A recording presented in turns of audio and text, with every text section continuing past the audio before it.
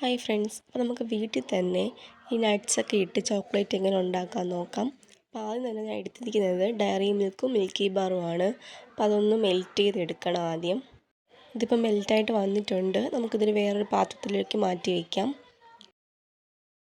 അതിനുശേഷം ഒരു ice cube tray എടുക്കുക. നിങ്ങളിലുള്ളത് എടുത്താൽ മതി. ഇത് ഞാൻ മീഷോയിൽ നിന്നാണ് വാങ്ങിച്ചത്. ലിങ്ക് വേണമെങ്കിൽ കമൻറ്റ് ചെയ്താൽ മതി. ഞാൻ ഇതിൻ്റെ വീഡിയോ ഇട്ടിട്ടുണ്ടായിരുന്നു. അപ്പോൾ നമുക്കിതിപ്പോൾ മെൽറ്റായിട്ട് കിട്ടിയിട്ടുണ്ട്. പിന്നെ ഇത് പാക്കറ്റ് പൊട്ടിച്ച് ഒഴിക്കണം.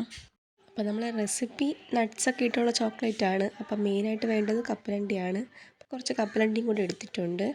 എന്നിട്ടത് വേറൊരു പാത്രത്തിലേക്ക് മാറ്റുക. എന്നിട്ട് നല്ലപോലെ ജസ്റ്റ് ഒന്ന് പൊടിച്ചെടുക്കുക. അതായത് ആ ഒരു കപ്പലണ്ടി 2 പീസാക്കണം. മൊത്തത്തിലൂടെ ഇടലും 2 പീസാക്കി ജസ്റ്റ് ഒന്ന് ക്രഷ് ചെയ്തെടുക്കുക. നിങ്ങൾ ജസ്റ്റ് കൈ വെച്ച് ജസ്റ്റ് ഒന്ന് ആക്കിയാൽ മതി. അപ്പോൾ അത് 2 പീസായിട്ട് വരും.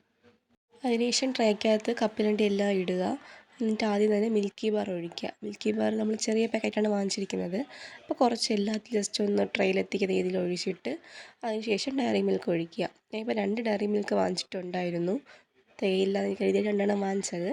2 ഡയറി മിൽക്കാണ് ഞാൻ വാങ്ങിച്ചിരിക്കുന്നത്. 40 രൂപയാണ് വാങ്ങിച്ചിരിക്കുന്നത്. 2 ഡയറി മിൽക്ക് ഒഴിച്ച് അവസാനം ഇതാണ് വന്നിരിക്കുന്നത്. അപ്പോൾ നമ്മൾ ഫ്രിഡ്ജിലോട്ട് വെച്ചേക്കാം. അപ്പോൾ ഒരു കുറച്ച് നേരം കഴിഞ്ഞിട്ട് നമുക്കിത് എടുക്കാം.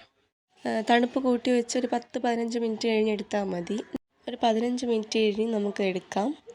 ഞാനിത് ഉച്ചയ്ക്കാണ് റെഡിയാക്കിയത്. നൈറ്റ് ആയപ്പോഴാണ് എടുത്തത്. അപ്പോൾ ഇതാണിപ്പോൾ ഇതിൻ്റെ കൺസിസ്റ്റൻസി. നല്ല ഫ്രീസായിട്ട് കിട്ടിയിട്ടുണ്ട്. ഇനി ഇത് ഈ ട്രേയിൽ നിന്ന് വേറെ പ്ലേറ്റിലോട്ട് മാറ്റണം. നല്ല ഫ്രീസായിട്ടാണ് ഇരിക്കുന്നത്. അപ്പോൾ നിങ്ങൾ ഇളക്കാൻ നോക്കുമ്പോൾ ഇളകിയില്ലെങ്കിൽ പിറകിൽ നിന്ന് ജസ്റ്റ് ഒന്ന് പുഷ് ചെയ്താൽ മതി. അല്ലെങ്കിൽ സ്പൂണിട്ട് ജസ്റ്റ് ഒന്ന് പുഷ് ചെയ്താലും മതി. ഞാൻ ഇളക്കിയെടുത്തപ്പോൾ ഉള്ള പരുവം ഇതാണ്. നല്ല ഫ്രീസായിട്ട് കിട്ടിയിട്ടുണ്ട്. അപ്പോൾ നമ്മൾ ഹോം മെയ്ഡ് അല്ല, ഹാൻഡ് മെയ്ഡ് ചോക്ലേറ്റ് റെഡി ആയിട്ടുണ്ട്. Love you guys, by.